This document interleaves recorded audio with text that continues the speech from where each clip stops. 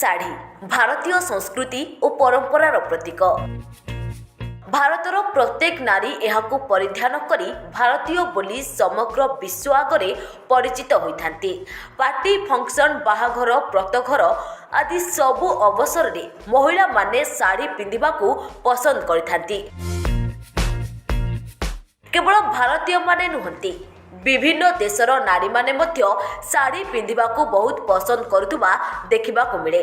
ଶାଢ଼ୀ ଗୋଟେ ନାରୀର ଆଭୂଷଣ କହିଲେ ଚଳେ। ହେଲେ ଆପଣ ଜାଣନ୍ତି କି ଶାଢ଼ୀ ପିନ୍ଧିବା ଦ୍ୱାରା କର୍କଟ ରୋଗ ହେବାର ସମ୍ଭାବନା ଥାଏ।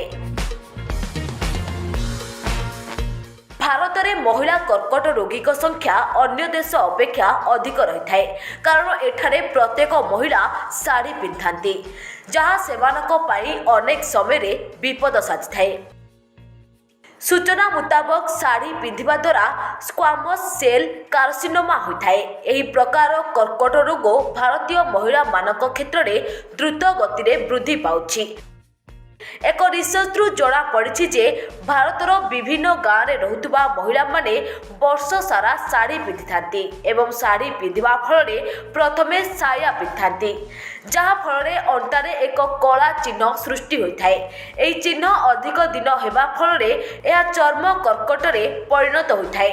ତେଣୁ ସୁସ୍ଥ ଏବଂ ନିରାମୟ ଜୀବନ ଅତିବାହିତ କରିବା ପାଇଁ ଶାଢ଼ୀ ପିନ୍ଧିବା ଠାରୁ ନିଜକୁ ଦୂରେଇ ରଖନ୍ତୁ।